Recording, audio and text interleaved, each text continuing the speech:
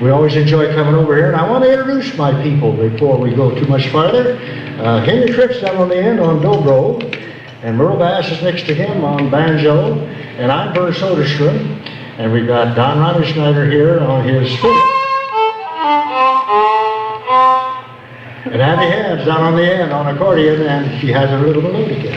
So we're going to start. We always start with Abby, and we always kick off with the same tune. And you can go back to your room and mark on your calendar. The Rovers played it here first, just for you. Hey.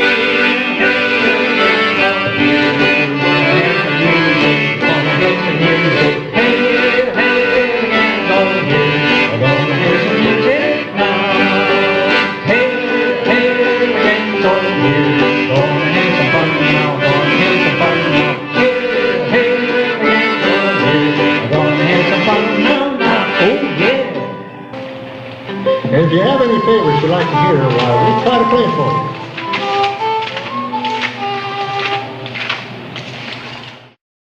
you. I'm Paul. You remember me, Paul? Yeah. Did you play with Vernie in here? Uh-huh. Yeah? Yeah, in fact, this is where it started. Yeah. Yeah. And then, you know, we'd sit around in this room. And then we went to Luther, to the community center, and we outgrew it, and then we went to Madrid, and then other people wanted us to play, so we ended up going over to Colo, and then up to Boone.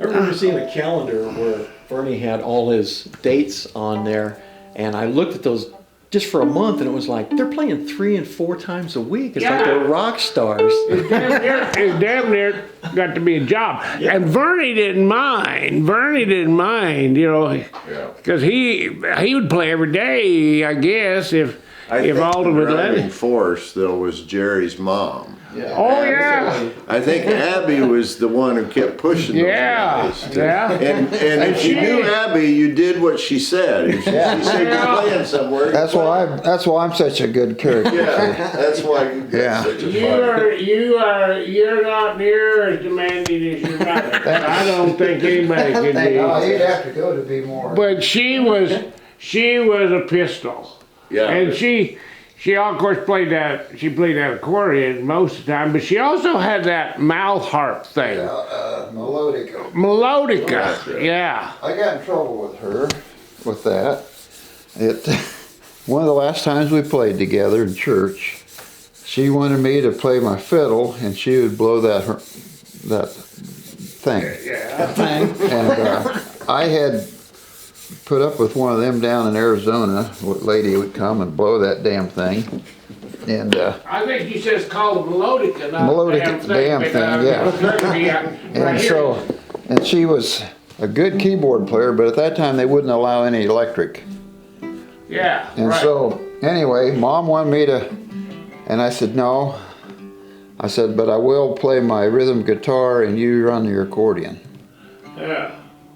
Why? I said, because I don't like a melodica. I'll be really honest with you, that's something for a 6th grader to play with in school.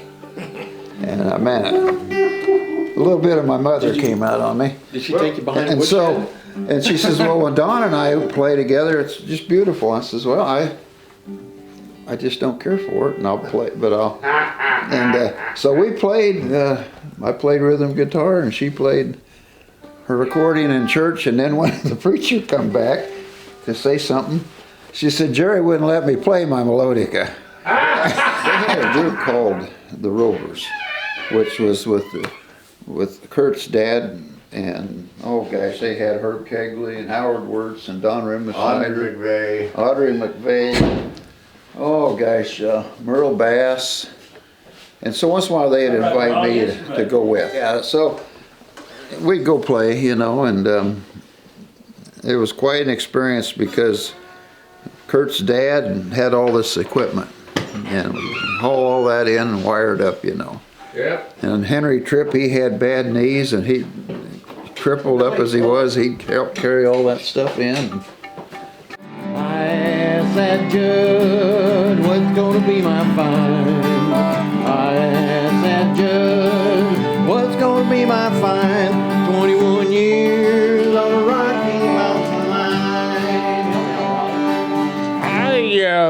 I probably got involved in the late 80s. And I got acquainted with some of the folks here in Luther. And they said, well, you should join the jam session. So I started playing. Got acquainted with Vernie and Alta. And we probably ran for 10 or 12 years playing. So we just, it was just whoever shows up, that's who played. And sometimes we were pretty good, sounded pretty good, and sometimes not so good. We had a good time. That was what was important. We had a good time playing, yeah. You have to put it in the context. In the mid to late 80s, we were going through a terrible economic restructuring and financial hardship, and people were stressed out. And music brings people together. And that's why I think part of the reason we were so successful, not that we were so good as musicians, but people from all walks of life could come. Whether they played an instrument, some could sing, others would maybe recite some poetry, some would tell stories. And so it was really a community. We called it a jam, but it really was about a community, sort of a weekly community celebration somewhere. And we always had food, and Alta was really the driver between with making sure everybody had. People would just bring food in, snack food, and she'd fix coffee and maybe lemonade or iced tea. And so it was a fellowship time, a community fellowship time. Okay, Abby.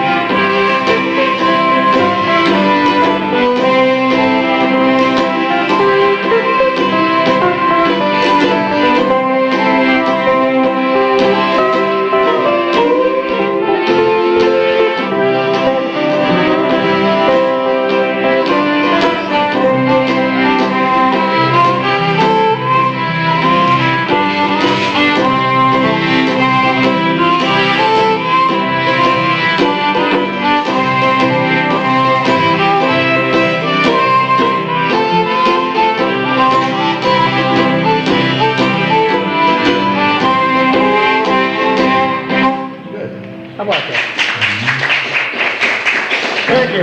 We're the Rovers from over around Boone, and we're glad to be here. And Debbie, thanks so much for inviting us to come over. And I understand it's your birthday today. This is our birthday. This is your birthday party. Well, good. And we're just thrilled to be part of your birthday party. And perhaps Debbie's got a little refreshments a little later on. We'll kind of look forward to that. I was in the loop as far as what he was doing. And of course we had hay to make, or he had music to go play.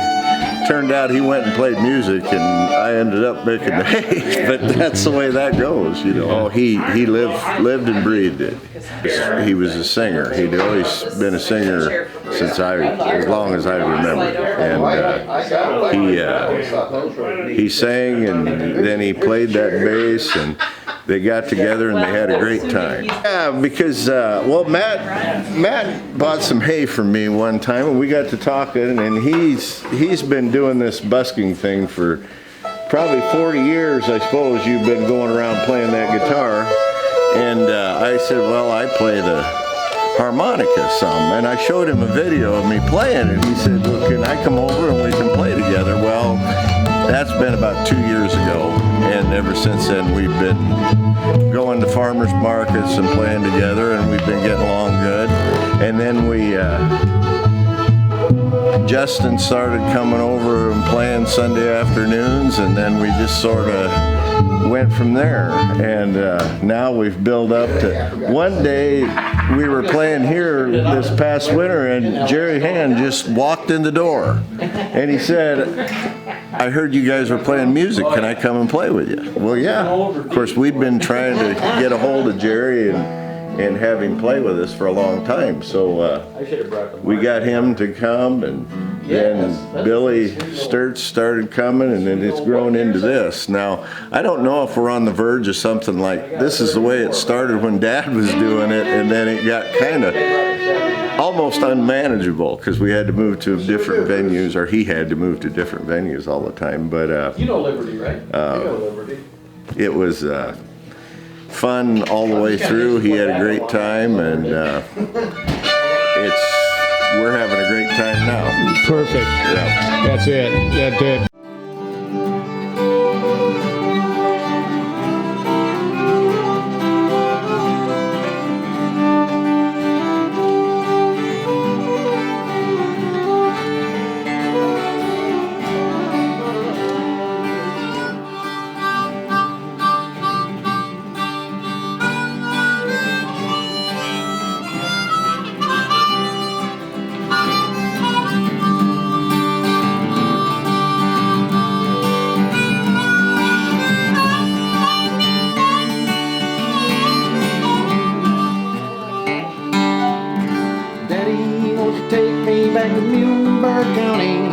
By the green river where paradise lay.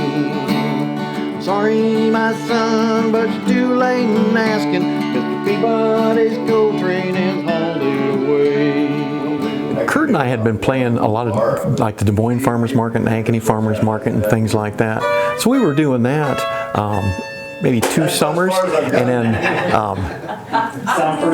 he said something about cleaning up his dad's place, and I said we should have a jam up there. So we decided to come in here, and we put a little wood in the stove and just started jamming away, and pretty soon we started letting other people know, and pretty soon more and more people came, and so we're here every Sunday afternoon, put a little wood on the stove and make a joyful noise. I had heard about it when we first moved up here, but I hadn't really learned a whole lot about it. And then when we came and sat down in this room and looked at the ambiance of this room, and I thought, there's like ghosts in here of those old guys, and I wanted to know more about that story. So I pestered Paul and Kurt to get more and more of the story. And there's a Des Moines Register article too I got that sitting right over there. Okay, in my Adobe Hacienda, south of the border.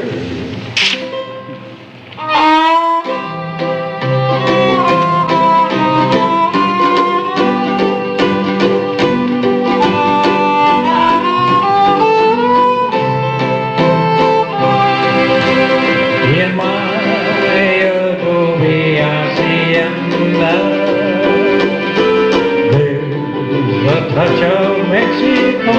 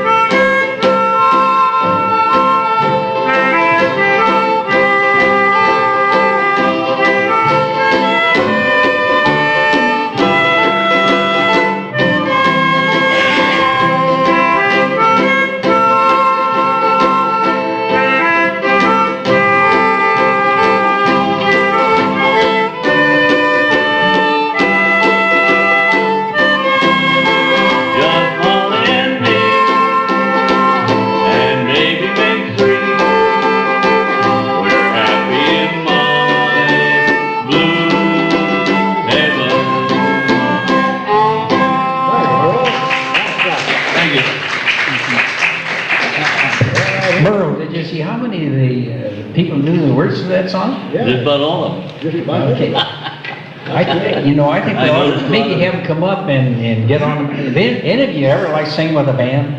I noticed a lot of you. Okay. Singing. That's good. Though. How's your chance? I do too.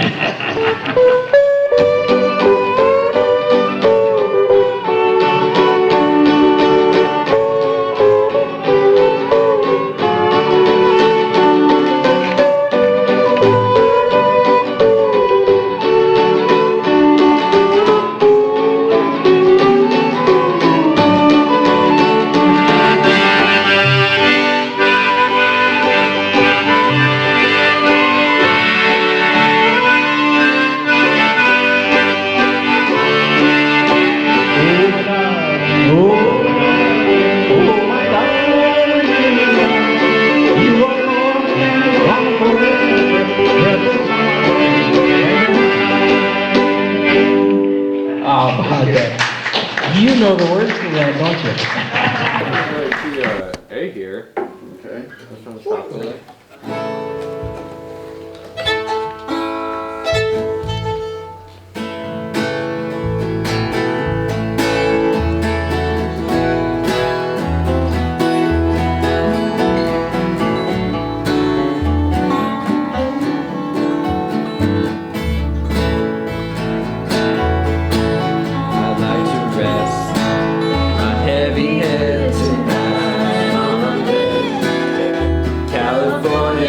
stars up, I could lay my real close tonight on a bed. California stars up like a field. They can't touch them, mine, anybody. You must keep working on it. Lay my head tonight on a bed. California stars.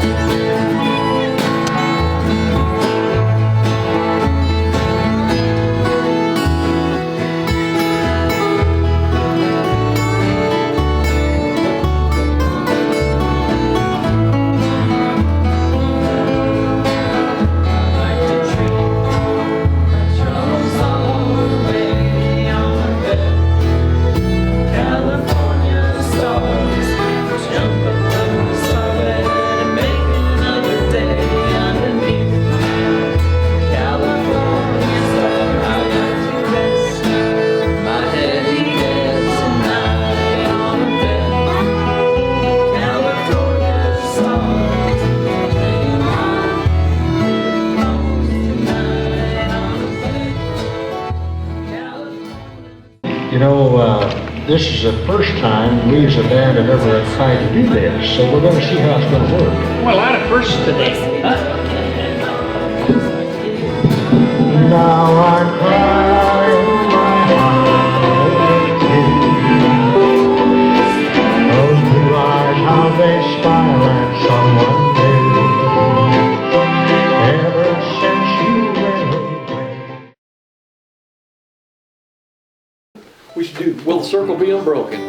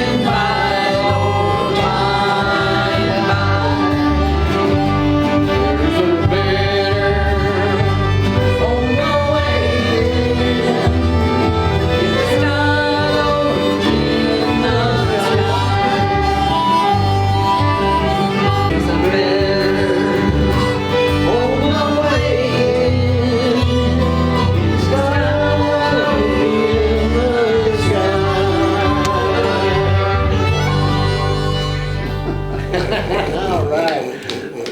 Pretty sanctified.